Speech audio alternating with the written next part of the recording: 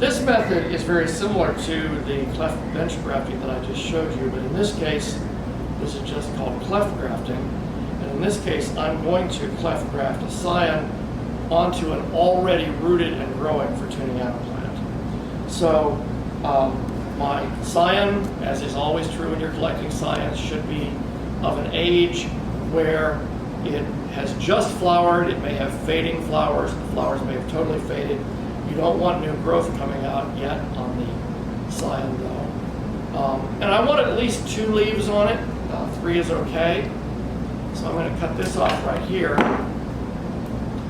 I have a whole lot of scion material here, but the reason I selected this scion and this rootstock is they're almost exactly the same diameter. And that's really what I want to accomplish, as is true with any cleft graft. I need to keep this damp.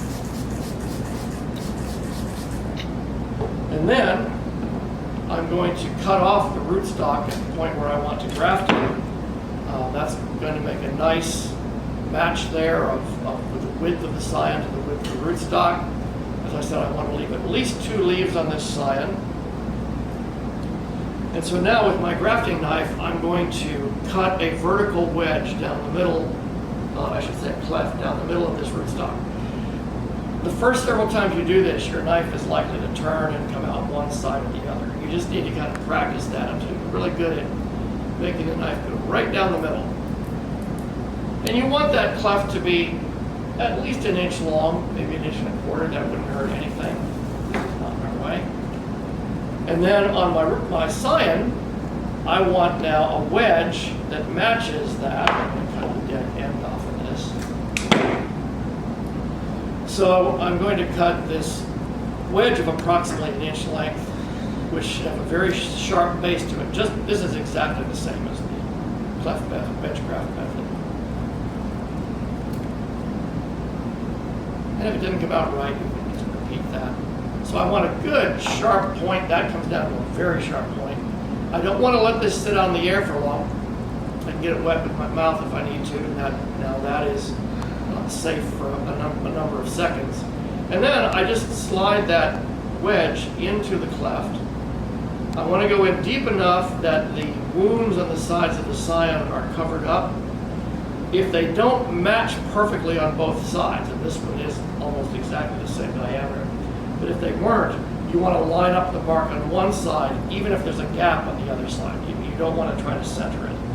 And then once those are put together, my cleft actually goes a little farther down than where my scion is. So I'm going to start wrapping below the bottom of that cleft, and the rootstock, Fortuniana, will simply heal and graft back onto itself at that point. I don't want any air gaps down there.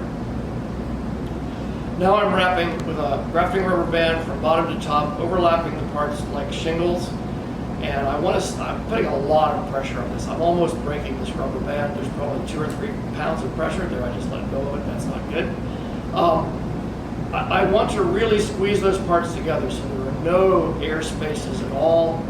You need that very close contact or it won't heal. It won't make healing tissue across an air space.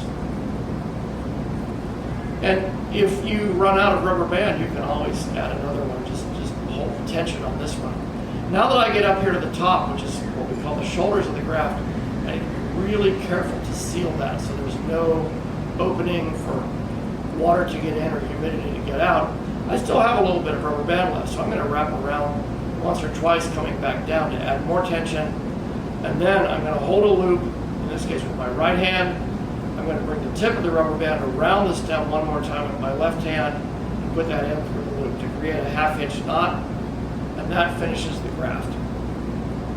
Now, even though this has roots, that graft union is not capable of carrying enough water to the top for several weeks, so this needs to go back in the mist bed. If you don't have a mist bed, and I realize many of you don't, you could use any other method that you use for rooting your cuttings. It's a little tall to put a jar over it, unless you have a really tall jar, but you could use a very long Ziploc bag, a newspaper bag if your newspaper comes in clear plastic. You could use a dry cleaner bag and just kind of tuck it around there.